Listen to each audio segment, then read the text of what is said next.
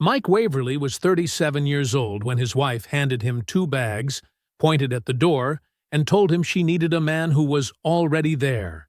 She left him for someone with a higher ceiling, and walked away from their marriage without a second look. What she also walked away from, without knowing it, was a signed divorce settlement waiving every claim to the logistics startup she had called another one of your daydreams. 5 years later, that company was worth $500 million. Mike had found the woman he was meant to marry, and on the morning of his wedding, surrounded by the people who had watched him build everything from nothing, the doors opened. Adrienne walked in dressed like she'd been invited, demand letter in hand, voice steady, chin raised, and told the room she was there to collect her cut. She had no idea what Mike had been quietly building in the years since she walked out, and she had no idea what was already waiting for her in that manila folder. Before we jump into the story, comment where in the world you are watching from and subscribe, because tomorrow's story is one you need to hear. The coffee was black. No sugar, no cream. Mike Waverly lifted the cup and stood at the window of his hotel suite, looking out at Atlanta. The city was already awake. It hummed and stretched below him, cranes on the skyline, morning traffic moving slow, the sun just starting to burn through the haze. He watched it without hurry. A man with nowhere to be for another 3 hours, and no intention of wasting a single minute of that quiet. The suit hung behind him on the closet door. Navy, custom cut. He had picked up the final fitting himself 2 weeks ago, carrying it out of the tailor's shop in a long garment bag like something precious, which it was. Not because of what it cost, because of what it meant. He had owned 2 suits at 37. 2. One black, one charcoal, both from the same department store rack. He took a sip of coffee and let his eyes move across the suite. The polished floors, the fresh flowers the hotel had left on the table, the small framed photo of his mother sitting on the nightstand.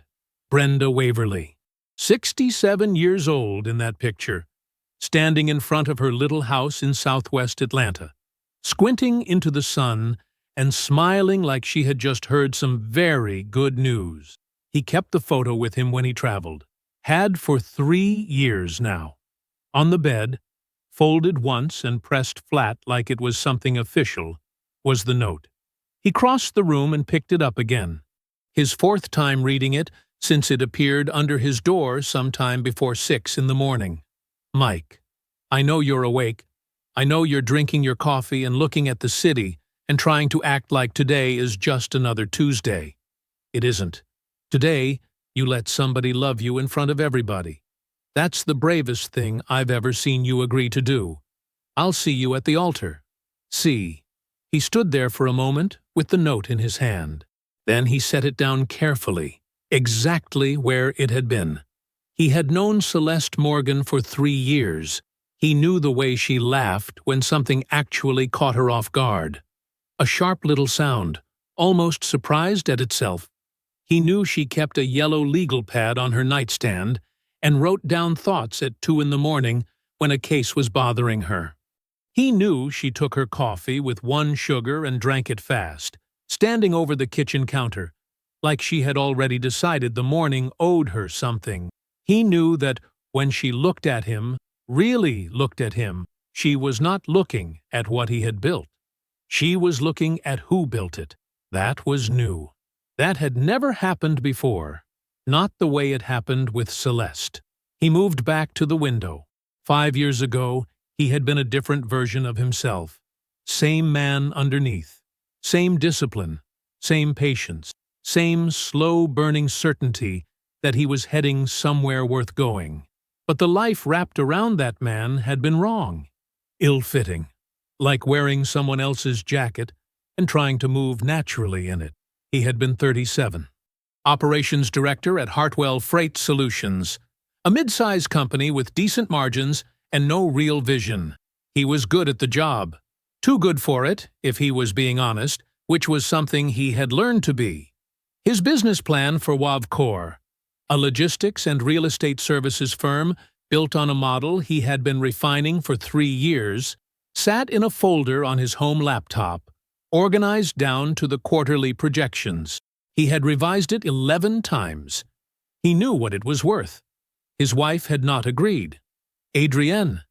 He said the name in his head the way you press a bruise that has mostly healed, just to know it doesn't hurt the same way anymore.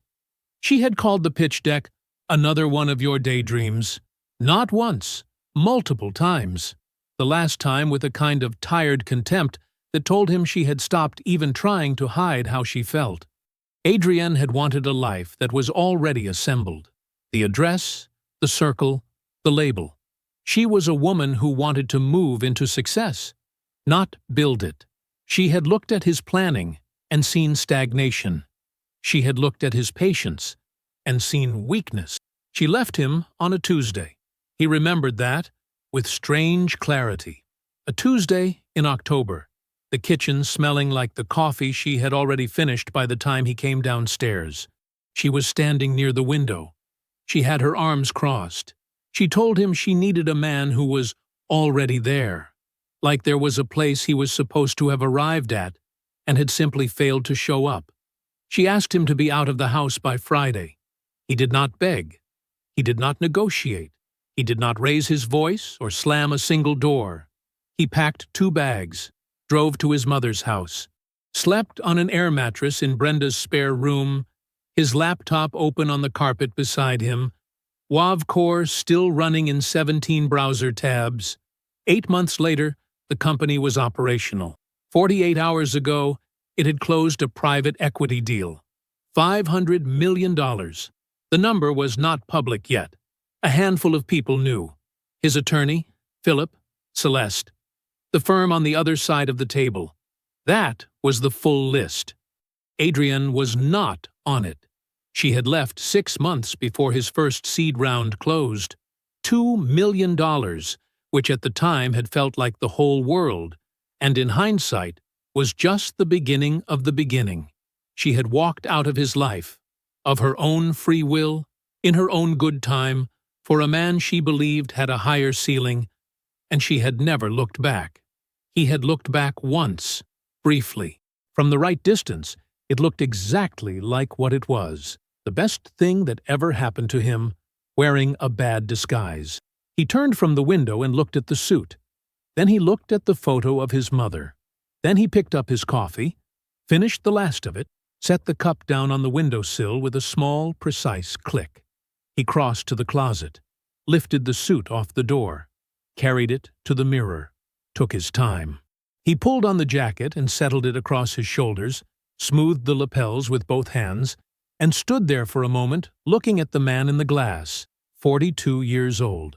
2 bags to his name 5 years ago. The company his ex-wife had called a daydream was now worth $500 million. He allowed himself one smile, small, private, the kind that doesn't need an audience. "Let's go," he said. The hallway between the 2 suites was short. 6 steps, maybe 7. Mike knocked twice on the connecting door, not waiting for an answer before he pushed it open. Philip Okafor was standing at the bathroom mirror in his dress shirt and slacks, working a pair of cufflinks with the focused patience of a man diffusing something small and delicate. He glanced at Mike in the reflection and nodded once, the way he always nodded, like a confirmation of something already agreed upon. "You eat anything?" Philip asked. "Coffee." "That's not eating." It was a big cup. Philip made a sound that was not quite a laugh, but lived in the same neighborhood. He got the second cufflink in and turned from the mirror, shaking his wrist once to settle it into place. He was a big man, broad across the shoulders, with close-cut hair, and the kind of stillness that most people needed a decade of hard experience to develop. He had built that stillness the same way Mike had, through work, through setbacks, through learning that panic was a luxury neither of them could ever afford. They had met 9 years ago at a logistics conference in Charlotte. Philip had been running operations for a regional distribution firm. Mike had been the smartest person in every breakout session and the least recognized, which was something Philip noticed immediately and found interesting. They exchanged cards, had dinner, talked until the hotel bar closed. 2 months later, Philip took a pay cut to join Wavecore when it was still a spreadsheet and a storage unit full of clipboards. He had never said that was the best decision he ever made. He didn't need to. Mike leaned against the door frame and watched him reach for his jacket. "Brenda call you this morning?" Mike asked. 6:45. She wanted to make sure I had the ring." "Do you?" Philip gave him a look, the kind that said the question didn't deserve a verbal response. He patted the breast pocket of his jacket once, a single assured tap, and went back to getting dressed. The room was neat. Philip was always neat. His shoes were lined up at the foot of the bed. His phone was charging at a right angle to the nightstand lamp. His garment bag was hanging on the closet door with the same intentional care Mike had given his own. This was the thing about Philip that most people never fully understood. They saw the efficiency and called it coldness. They saw the composure and called it distance. What it actually was respect. Respect for the work, for the moment, for the people he showed up for. When Philip Okafor made himself present for something, he made himself fully present. He had done that every day for 9 years. Mike watched him straighten the jacket across his shoulders and thought, not for the first time, that he had been quietly lucky in ways that had nothing to do with money. "She's not going to believe it," Philip said, catching Mike's eye in the mirror again. "When she finds out, she's going to lose her mind in the best possible way." He was talking about Celeste, about the wedding surprise Mike had arranged, a string quartet playing the arrangement of a song she'd mentioned once, almost in passing, at 2 a.m. during a conversation she probably thought he hadn't fully registered. He had written it down the next morning, had been planning around it for 4 months. That was the kind of thing you did for someone who paid attention to you the way Celeste paid attention to him. He had met her 3 years ago at a fundraiser for a legal aid nonprofit downtown, the kind of event that filled a room with good suits and good intentions, and varying degrees of both. Mike had written a check, not a small one, and when the photographer from the organization started moving through the room documenting donors, he had stepped back, out of the frame, and let it happen without him. Celeste had been standing nearby. She noticed. She didn't say anything right away. She waited until the photographer moved on. Then she came over with a glass of sparkling water and said, simply, "Most people at these things want the photo." "I'm not most people," he said. "No," she said, looking at him like she was deciding something. "I don't think you are." Her name was Celeste Morgan. He found that out when they were introduced by the executive director 5 minutes later. She was on the board.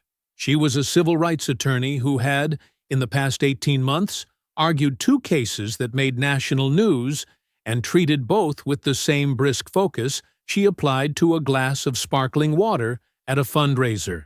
She was 39, she did not perform warmth, and she was the warmest person he had ever met. He called her 4 days later. They had dinner. She asked him about Wavecore before the appetizers arrived. Not as small talk, but with the focused curiosity of someone who had actually looked into it and found something worth asking about. She asked about the operational model. She asked about the real estate component. She asked about his timeline, and when he said 18 months on a particular milestone, she nodded and said, "What's your contingency, if that slips?"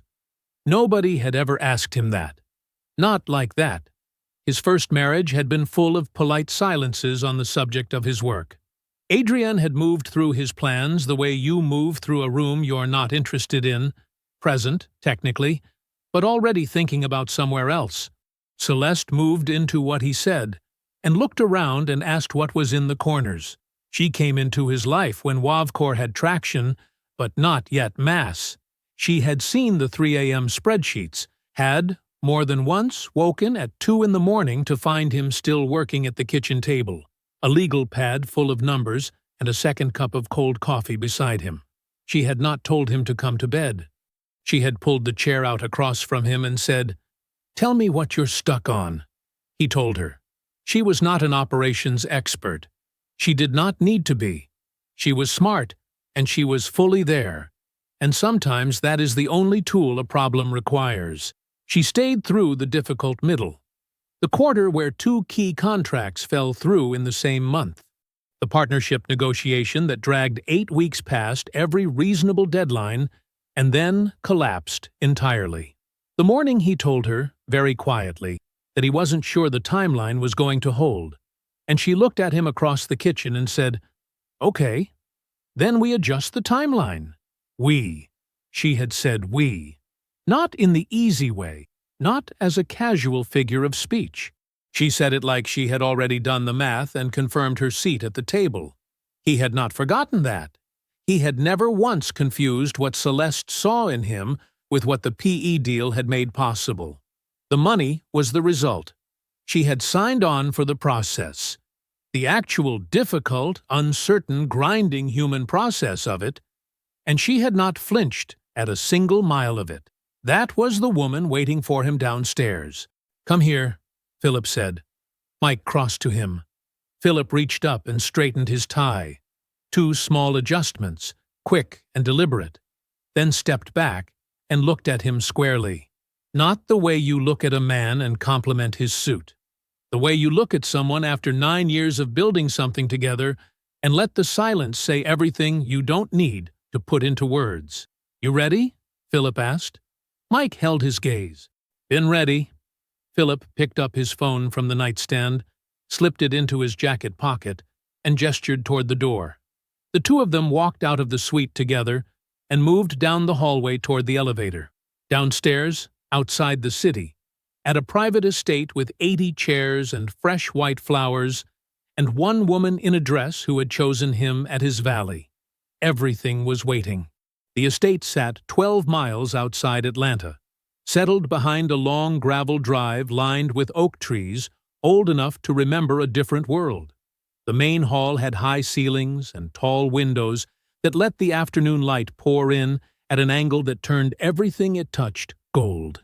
80 white chairs had been arranged in 2 rows, their backs tied with simple cream ribbon. At the front, where the aisle ended, there were white flowers, gardenias, and something small and green that Celeste had picked out in 10 minutes at the florist, while Mike stood beside her agreeing with everything because he genuinely agreed with everything. It was beautiful, quiet and real and beautiful. Brenda Waverly sat in the front row on the left side, her hands folded in her lap, her church hat the color of a perfect sky. She had been holding the tears back for 40 minutes. She had practice. She had been holding them since the night 5 years ago when she turned off the light in her spare room and heard the air mattress shift under her son's weight and thought, "He's going to be okay. He does not know that yet, but he is going to be okay." She had been right. She was always right. She had learned a long time ago to keep that particular fact quiet. Up at the altar, Mike stood with his hands clasped in front of him and his eyes on Celeste, who stood 3 feet away, in a dress that was simple and right and exactly her. The officiant, an old family friend, a man who had known Mike since he was 12, was reaching the end. His voice was warm and unhurried. The room had that particular stillness that only happens when a group of people who genuinely love each other are all paying attention to the same thing at the same time. And so, by the authority vested in me, the doors at the back of the hall opened. Not flung, not slammed. Opened deliberately, with the kind of controlled push that is designed to look calm while announcing itself to every person in the room. Adrienne Ballard Waverly walked in. She was dressed as if she had been invited. That was the first thing. A fitted dress, heels that clicked on the hardwood, her hair arranged with the care of someone who had spent real time in front of a mirror this morning. She looked like a guest who had simply arrived late. She had calculated this. The appearance of belonging was its own kind of claim. She walked down the side aisle, not rushing, not hesitating. The walk of a woman who had told herself all morning that she was doing the brave thing. She stopped at the front of the room and turned to face it. For 1 second, nobody moved. "I'm sorry to interrupt." Her voice carried easily. She had made sure of that. "But before this is legal, we need to talk about what I'm owed." A brief pause. My cut. The silence that followed was total. She continued, her tone even, almost businesslike. The performance of a woman who had rehearsed this. She mentioned the divorce settlement. A morality clause, she said, improperly applied. She had retained an attorney. She had done her research. And she had, she said, learned things recently. Things about a company valuation that made it clear there were financial matters that had not been properly resolved. She produced an envelope from her clutch and held it in front of her like a verdict. The room did not breathe. Mike stood at the altar and watched her. His face gave nothing away. But behind his eyes, something was working very quickly. Because she had just said valuation. And the only way she could know about the PE deal was if someone had told her. The deal that had closed 48 hours ago. The deal that was airtight. His jaw tightened once, a single involuntary contraction, and then released completely. He turned to Celeste. Celeste was already watching Adrienne, not with shock, not with fury, with the focused, almost clinical calm of a woman who had stood in courtrooms and listened to people lie under oath and known exactly when they were finished. Her hands were still. Her breathing was even. She looked like a woman taking notes. Mike said, quietly enough that only she could hear, "I've got this." Celeste turned to look at him, just briefly. Her eyes said, "I know you do." He turned back to Adrienne. He let a moment pass, one full, unhurried beat of silence, and then he smiled. Not widely, just once. The smile of a man who has been waiting a long time to see where a road was going to end. "You should have called my attorney," he said. Then he looked at Philip. Philip was already moving. He crossed the room without a word, no ceremony, no hesitation, and took up a position at Adrienne's side that left no room for interpretation. His hand did not grab. It simply appeared at her elbow, firm and final, and he began moving toward the door. Adrienne had one moment where she seemed to consider resisting. She looked at the envelope in her hand. Philip did not slow down. The doors opened. They passed through. The doors closed behind them. For a moment, the room simply existed. Then the officiant, who had been a preacher for 31 years and had seen most things, cleared his throat gently and said, "Now, where were we?" And the room exhaled, all of it at once, and someone near the back let out a sound that was half laugh and half relief, and that was the permission everyone needed. The vows were completed. The words were said. Mike slid the ring onto Celeste's finger with steady hands, and she looked at him like she knew every chapter of the story she was stepping into and had made her choice with full information, which was the truth. The officiant said the words, the real ones, the final ones. They kissed. The room came alive.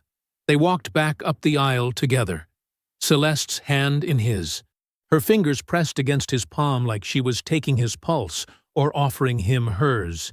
It was impossible to say which direction the steadiness was flowing, and that was the right way for it to be.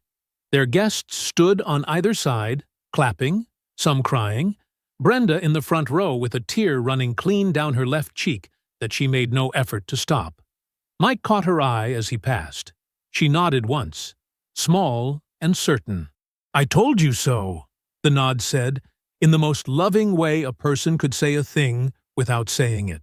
Outside, past the tall doors, somewhere on the grounds of the estate, Adrienne was still there. Mike knew she hadn't left. She wouldn't. She had come too far inside her own plan to walk away from it now.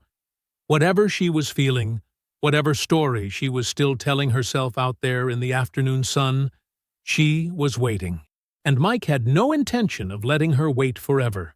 The reception was alive behind the garden wall. Mike could hear it. the low thrum of conversation, the clink of glasses, the band working through something smooth and unhurried that drifted out through the tall windows and into the evening air. Inside, 80 people who loved him were eating good food and telling true stories and dancing the way people dance when they are genuinely happy for someone else. Out here, the garden was quiet and dark and smelled like cut grass. Mike stood with his jacket still on, hands loose at his sides, and watched Philip finish the second call. Philip ended it without a goodbye, just a tap of the screen and a silence that meant he had what he needed. He slid the phone into his breast pocket and turned to face Mike. "Troy," Philip said. Mike waited. "Adrian's brother." Philip kept his voice flat and even, the way he always did when the facts were the most important thing in the room. "He works commercial insurance down on Peachtree. Has a fraternity brother over at Meridian Capital. Not a partner. Mid-level, operations side. But mid-level is enough if you're in the right hallway at the right time." "The term sheet," Mike said. Not a question. "The term sheet. Closing dinner. Someone talked about it in a place where they shouldn't have. Troy heard something, connected it to you, and had the information to Adrian inside 48 hours of the deal closing." Mike nodded slowly. He looked at the stone wall in front of him. An old climbing rose had wrapped itself around the top of it, thorns and new growth tangled together. He looked at it for a moment, not really seeing it. "How long has she been watching?" he said. Philip's jaw tightened. "That's the part you're not going to love." He pulled out his phone again and read from a note he'd taken. "Troy has been feeding her updates on your business profile for at least 14 months. LinkedIn activity. Press mentions. Anything that came up in conversation with people who knew you professionally. She wasn't doing this by accident. She's been sitting on it, waiting for the right number. The right number. $500 million was a very right number." Mike stood with that information.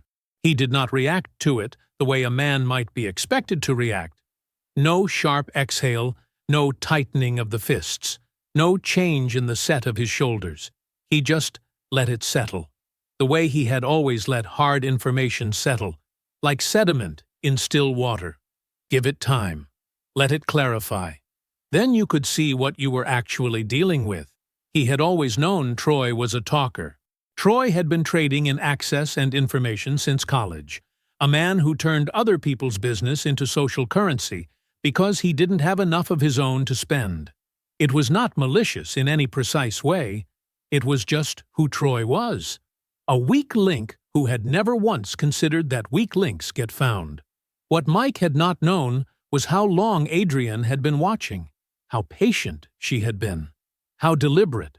She had not shown up at his wedding on impulse. She had been running a quiet surveillance operation for over a year and walked in the moment she had a number big enough to justify the move. She had dressed for it, timed it, performed it. She had planned this the way someone plans something they believe they will win.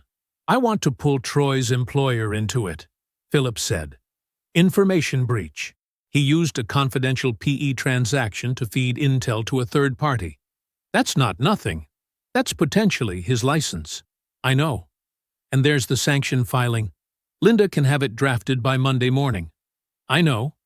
Mike." "Not yet." Mike said it quietly, without any edge. It was not a rebuke. It was a decision. Let her wait. Let her think she rattled me. Philip looked at him for a long moment. Then he nodded. He understood the logic, even if his instinct ran faster than his patience. The legal picture was straightforward enough. Mike had reviewed it thoroughly in his head, while standing at an altar, watching the woman try to blow up the best day of his life. The divorce had been finalized 4 years ago. In the settlement, Adrian had signed an explicit written waiver of any claim to Wavcor. Her own attorney had documented the reasoning in a memo. The language was almost painful in its clarity, speculative in nature, unlikely to produce significant returns, client-elect's full waiver. That memo existed.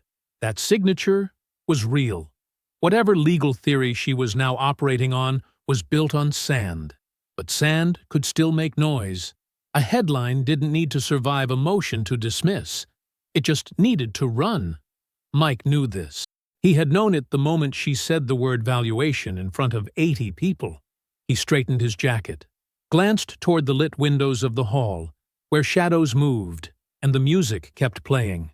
"Come on," he said. They went back inside. Celeste was at their table talking to Brenda, both of them laughing at something. A real laugh, easy and full. Mike crossed the room toward her, and she saw him coming, and the laugh softened into a smile that was just for him. He sat down beside her and took her hand. He leaned close enough that only she could hear him over the music, and the voices, and the warm noise of everything they had built together, filling the room around them. "Tonight we celebrate," he said. "Tomorrow we work." Celeste pulled back just enough to look at his face. She read it the way she read everything, carefully, completely, without rushing to a conclusion she hadn't earned yet. Then she nodded once. She understood completely. The reception had wound down slowly, the way good parties do. Guests drifting out in pairs, someone's uncle still at the bar at 11, Brenda holding court near the door with the easy authority of a woman who has earned every room she has ever stood in. By midnight, the estate was quiet. By 12:30, it was theirs alone. The honeymoon suite was on the top floor. Soft lamplight, cream and gold. A window that looked out over the dark tree line. Someone had placed white roses on the bureau and turned down the bed. The gesture was kind. Neither of them had touched it. They sat together at the foot of the bed, still dressed, his tie loosened, her heels set aside, both of them carrying the particular exhaustion of a day that had asked more than a wedding day should. Not broken, just settled. The way you feel after something is finally over. Celeste reached for the water pitcher on the nightstand and filled 2 glasses. She handed one to Mike and held her own, and looked at him. "How bad was it?" she said. "The real version." He looked at the glass in his hand. He had carried this for 14 months. He had not told Philip. He had not told Brenda, because telling Brenda meant watching his mother carry it too, and she had already carried enough on his behalf. He had told no one. He had taken the information Arthur Webb gave him, folded it carefully, and placed it somewhere deep and quiet inside himself, the way you put something dangerous in a locked drawer. Not because you're done with it, but because you're not ready to use it yet. He looked at Celeste. He was ready. "There was an investor," Mike said, "before the seed round. Before any of it was real to anyone but me." He set the glass down on the carpet between his feet. His name was Arthur Webb. Retired logistics executive, 40 years in the industry, knew how freight systems actually work.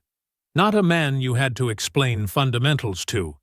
He'd been to 3 of my pitch sessions. He understood it. He paused.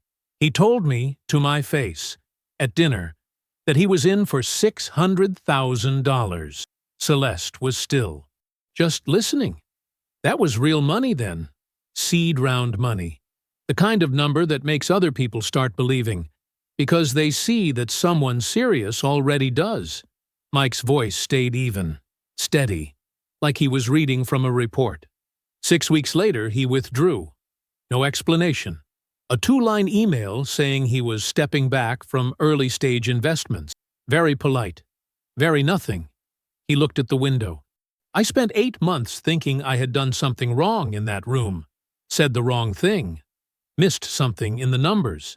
I went back over every slide, every conversation, every follow-up email. I couldn't find it." He exhaled slowly. "So I rebuilt the approach. Found different investors. Smaller pieces from more people. Took twice as long and cost me twice the equity. But I got it done." "Mike." Her voice was quiet. Not interrupting, just letting him know she was there. 14 months ago, Arthur Webb called me. He had read about Wavcor in a logistics industry journal. The company was profitable, growing, and I was named specifically. He picked the water glass back up but didn't drink from it. He said he needed to tell me something, that he had felt guilty for years and couldn't leave it alone anymore. He stopped. Adrian had contacted him. After that dinner, privately, without my knowledge, she told him I had mental health struggles I wasn't managing properly, that the business plan was something I was using to cope with personal instability, that she was worried about me. Silence. She told him, Mike continued, his voice unchanged, that she was sharing it because she cared about him and his family's money, and didn't want to see them hurt by something she could see coming. He set the glass down again. She did that 6 months before she left, which means she was sitting across from me at dinner every night, in our bed, in our house, and she was already running plays against me. She wasn't just leaving. She was making sure there was nothing to come back to. Celeste had not moved, had not offered a single word of reassurance or outrage, had not rushed to fill any of the silence with something easier. She had just listened, completely, the way only certain people know how to. When he finished, she reached over and took his hand.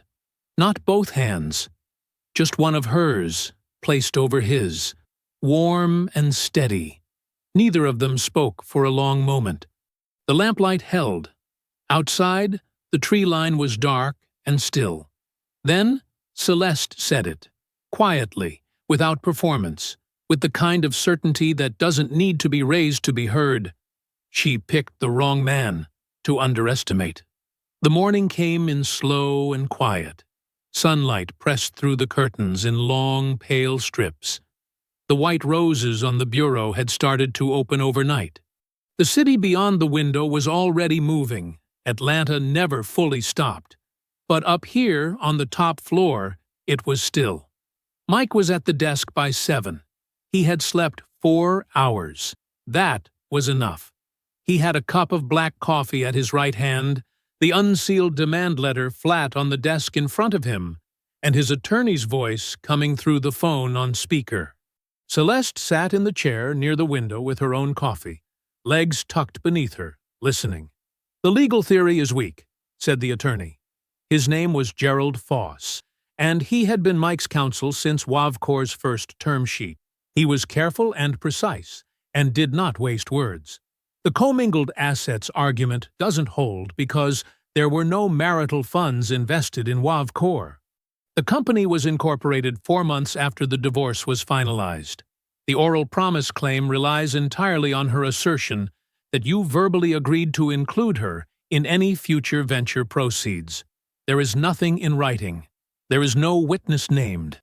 It would not survive a motion to dismiss. "I know," Mike said. A brief pause. "You knew before you called me. I needed to hear you say it." Gerald cleared his throat. "The exposure isn't the lawsuit, Mike. You understand that.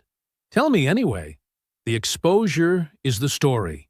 If she gets to a journalist first, the right kind of journalist, the kind who moves fast and doesn't verify, the headline writes itself. Ex-wife claims she was cut out of $500 or empire. It runs before anyone pulls the divorce decree, before anyone reads the settlement. The correction, if it comes, runs on page 8, 3 weeks later. The damage is done in the first 48 hours. Mike looked at the letter. It was 3 pages, dense with legal language, dressed to look weightier than it was. The kind of document designed to intimidate someone who doesn't know what they're reading. He had read it twice this morning and once last night.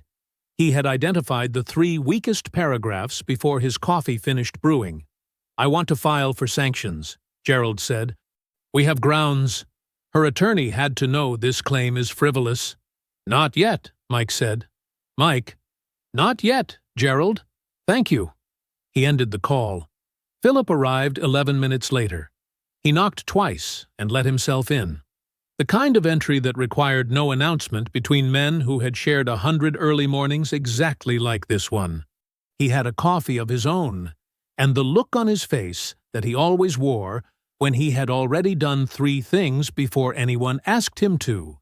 He took a seat at the small table near the desk, looked at the letter, looked at Mike. Celeste shifted in the chair by the window, watching both of them. "Gerald wants sanctions," Mike said. "Gerald is right," Philip said. "Philip wants to contact Troy's employer," Mike said to Celeste. "Philip is also right," Philip said, without missing a beat. Celeste almost smiled. Mike's phone buzzed once on the desk. He glanced at the screen. His mother. He picked it up. "I was going to call you in 5 minutes," he said. Brenda Waverly's voice came through with the easy authority of a woman who has never once waited to be asked. "Baby, I want you to tell me where Adrienne's mother lives, because I have some things to say to that woman that I have been holding for 5 years, and I am done holding them." "Mama, don't mama me. I watched that woman walk into your wedding like she had a right to be there. I was sitting in the front row.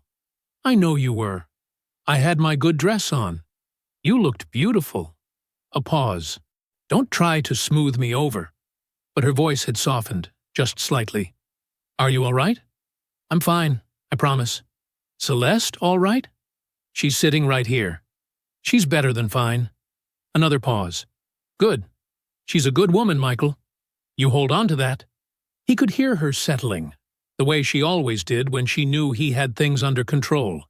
Not because she stopped caring, but because she trusted him. "You're going to handle this the right way." It was not a question. "I'm going to handle it," he said. After he hung up, the suite was quiet for a moment.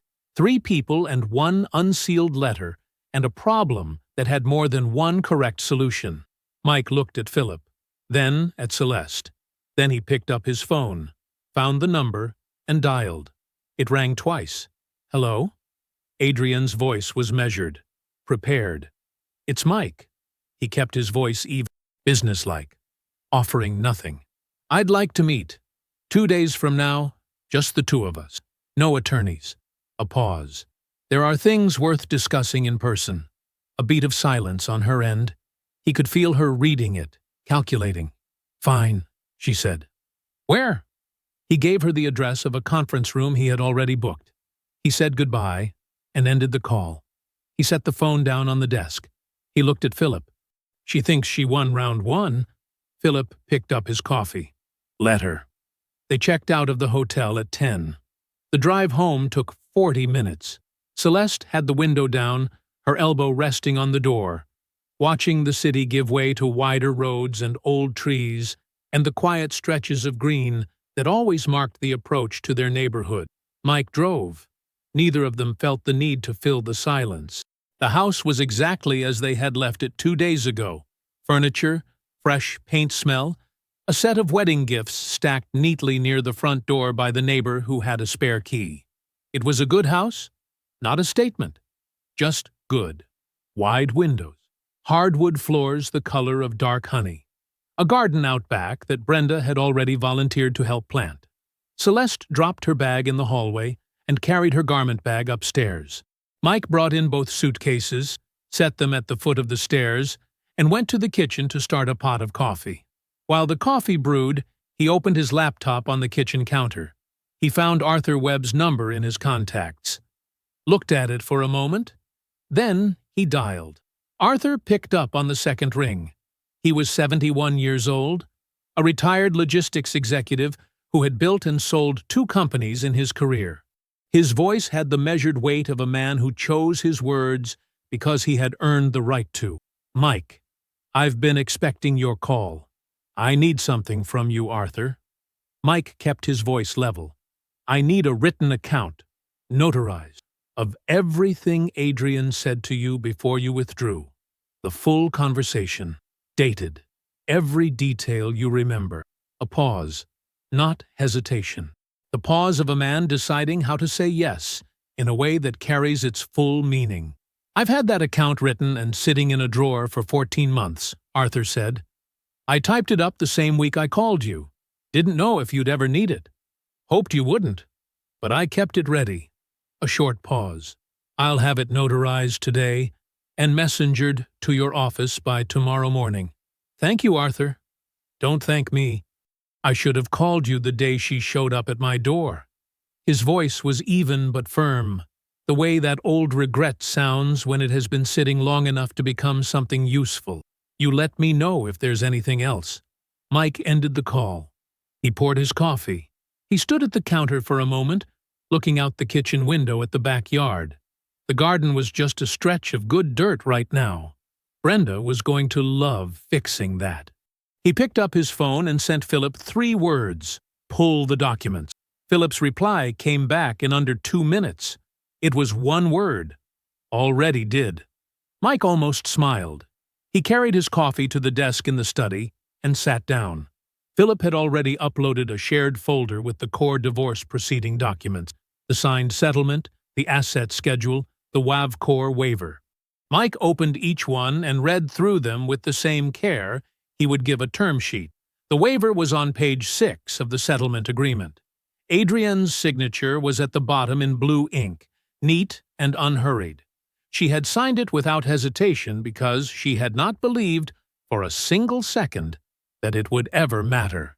The attorney's memo was in a separate file. Philip had pulled it from the record of an unrelated deposition, a small civil matter filed 2 years ago, where Adrienne's divorce attorney had been deposed as a witness on a procedural question.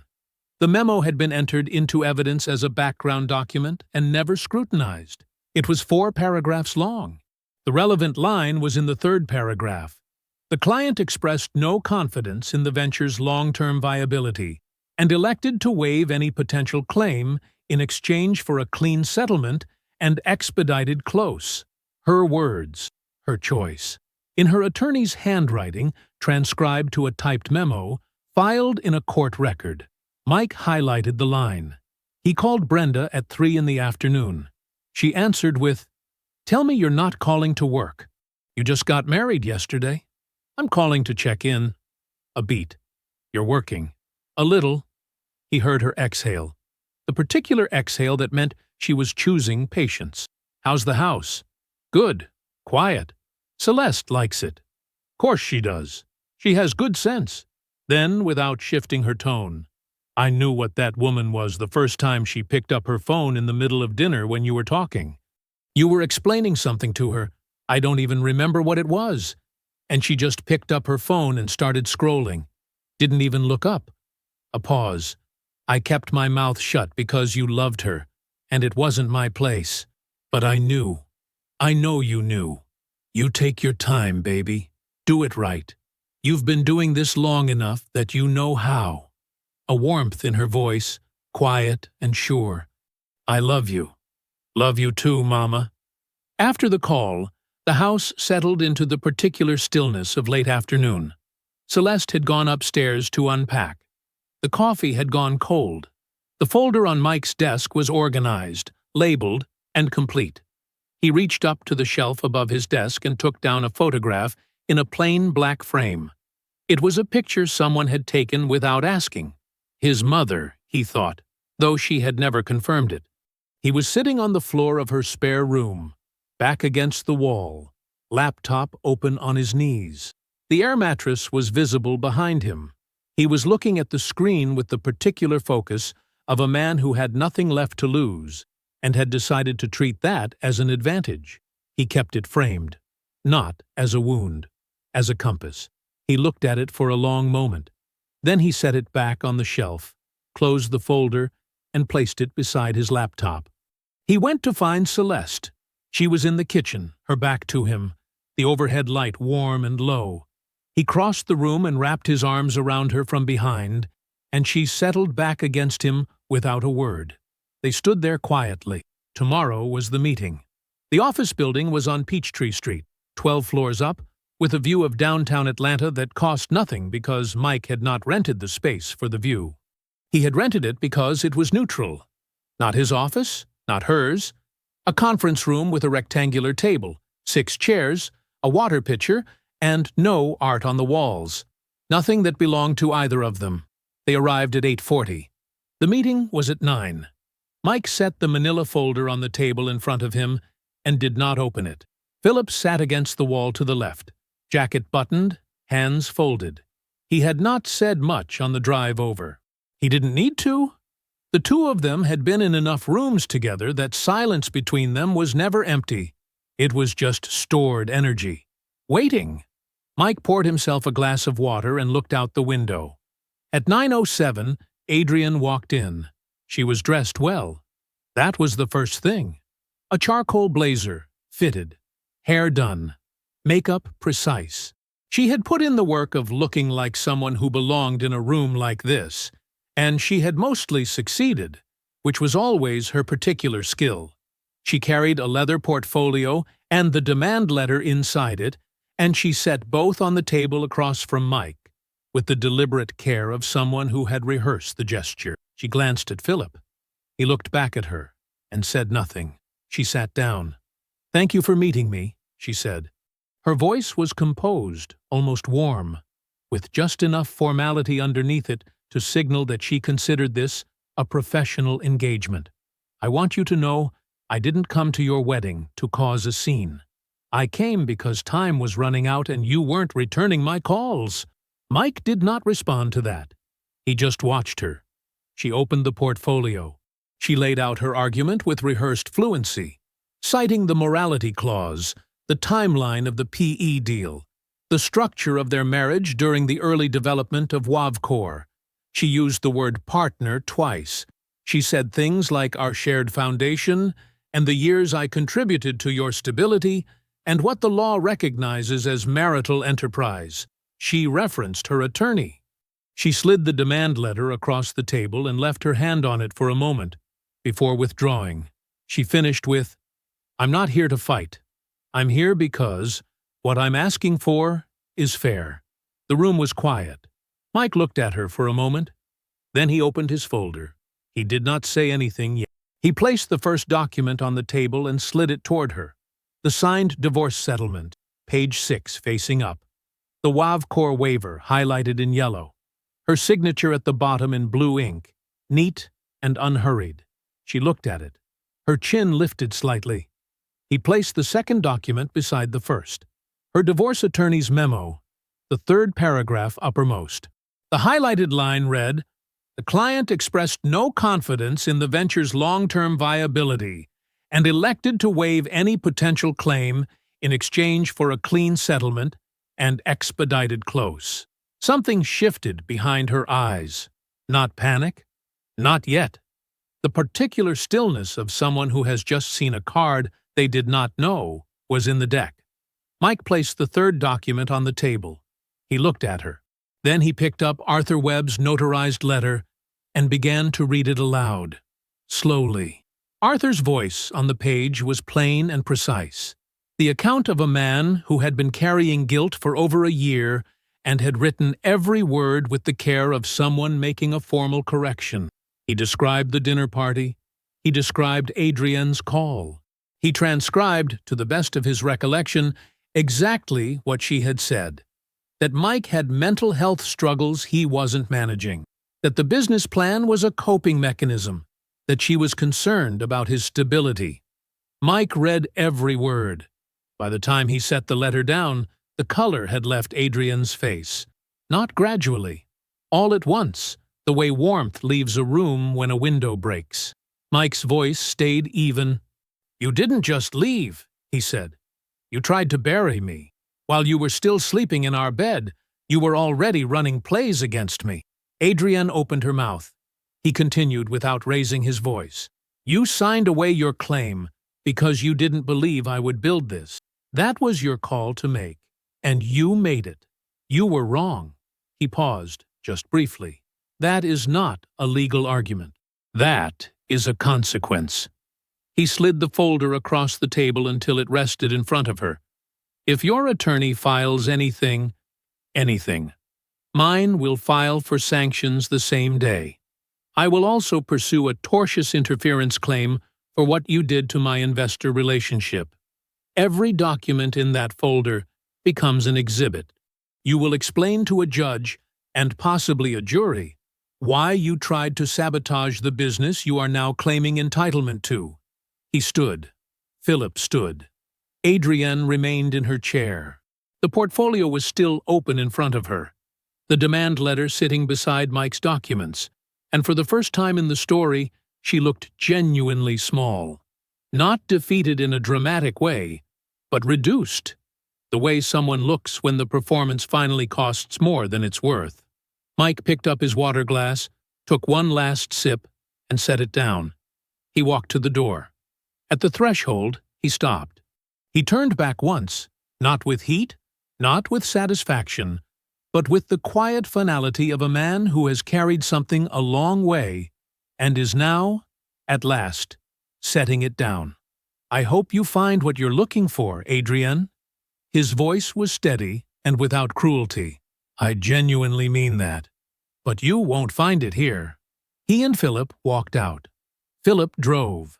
Mike watched Atlanta move past the passenger window.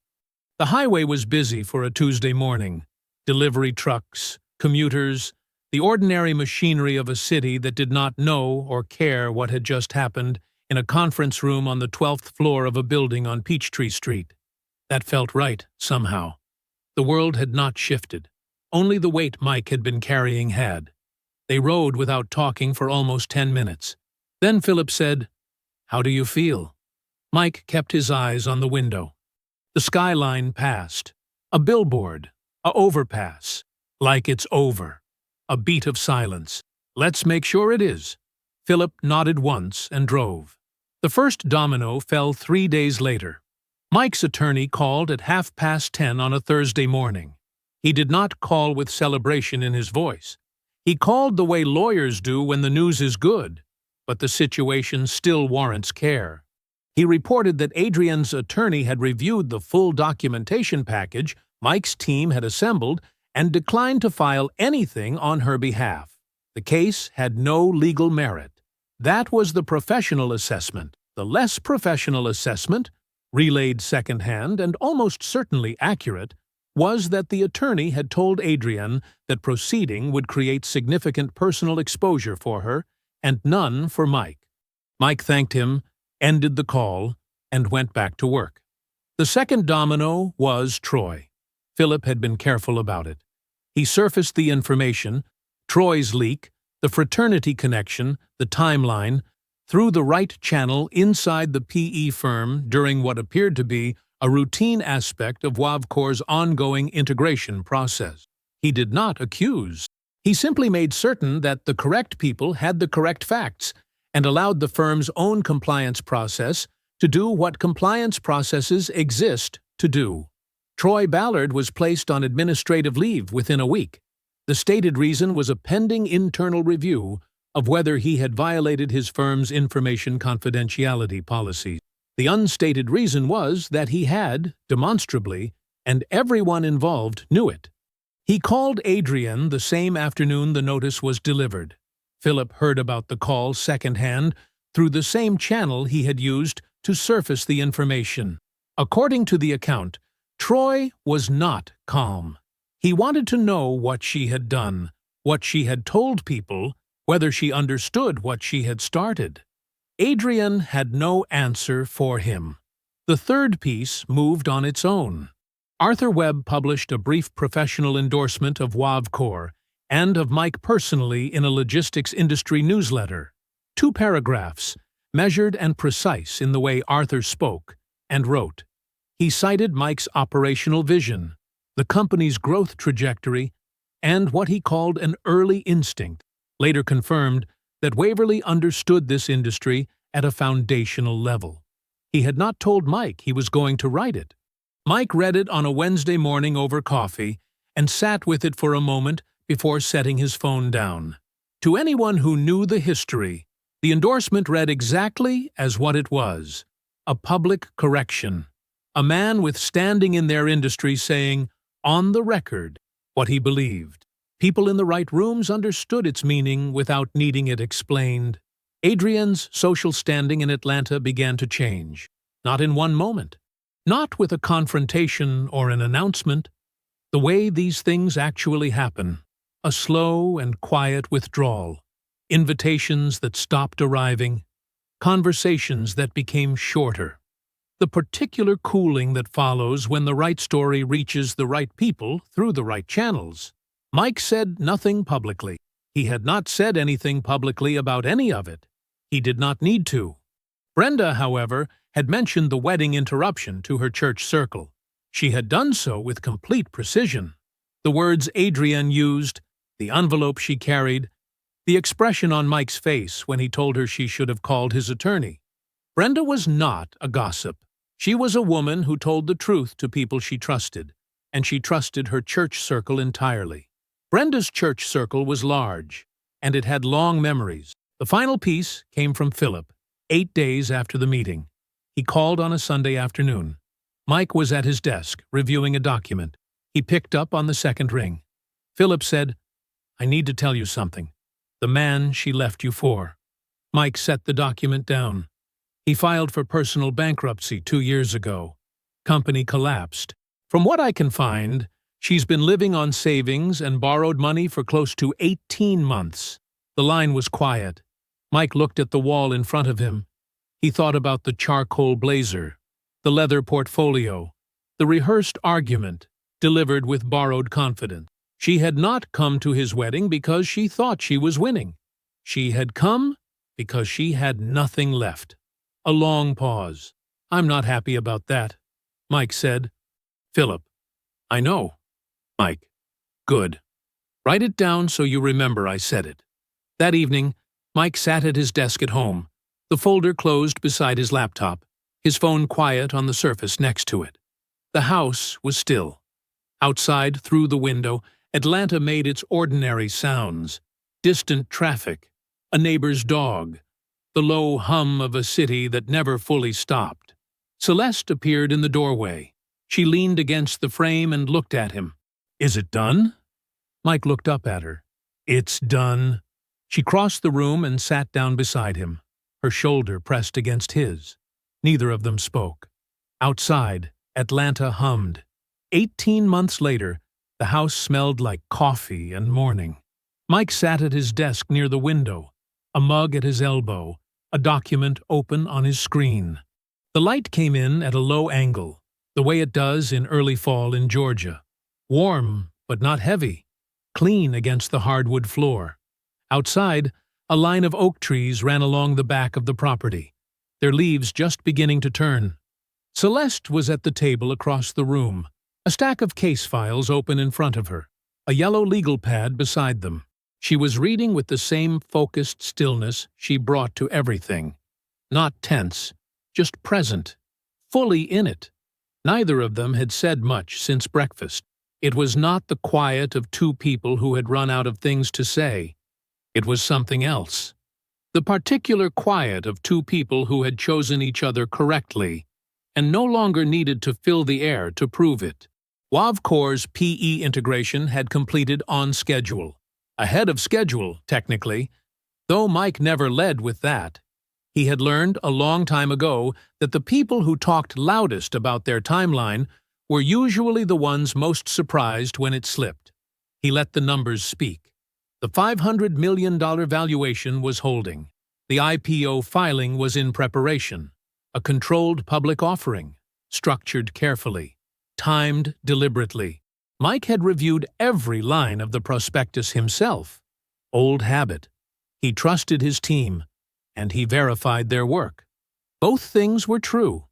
340 employees now. 6 states.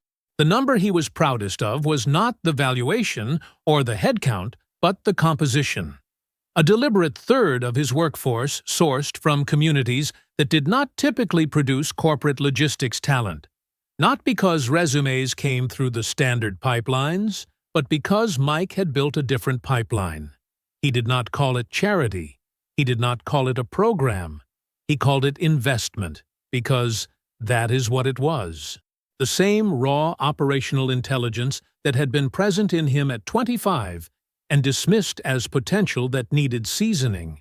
That same intelligence existed in rooms that were never invited to the table. He had simply started sending invitations. Celeste had made partner in the spring. She had come home that evening and told him the way she told him most important things, directly, without performance, in between taking off her coat and asking what he wanted for dinner. He had stopped her in the hallway and held her face in his hands and told her he was proud of her. She had laughed and said she knew. They had gone out to dinner anyway, somewhere quiet, just the two of them. Brenda's room was at the end of the hall. She occupied it 3 weeks out of every month now, returning to her own house only often enough to check the mail and see her own church circle on their home ground. Mike had set the room up before she arrived the first time. Proper furniture, good lighting, the television she liked mounted where she could see it from the bed. She had walked in, looked around, and said only, "Baby, you did good." He had not been able to speak for a moment. Philip was in the middle of raising his first fund.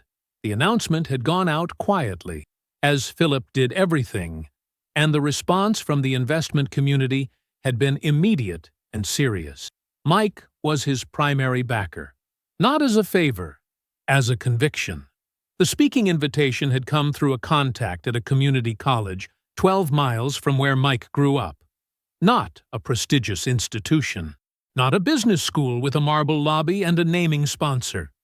A community college with a parking lot that needed repaving and a business program that ran out of 2 classrooms and produced graduates who worked hard because they did not have the option of coasting. He said yes before the email was fully read. He stood at the front of a classroom of 23 students on a Wednesday afternoon and talked for 40 minutes. He did not use slides. He talked about operations, about patience, about the difference between a plan and a vision. He told them that the most valuable skill he had ever developed was one no professor could grade and no certification could verify: the ability to keep moving when someone who was supposed to believe in you decides not to. A student near the back raised her hand. Young woman, maybe 20, a notebook open in her lap, a pen she kept clicking without noticing. "Do you ever think about the people who doubted you?" Mike considered that for a moment. "Not often," he said, "but when I do, I try to remember that their doubt was information about them, not about me. I just had to figure out the difference." She wrote that down. He was home before 6.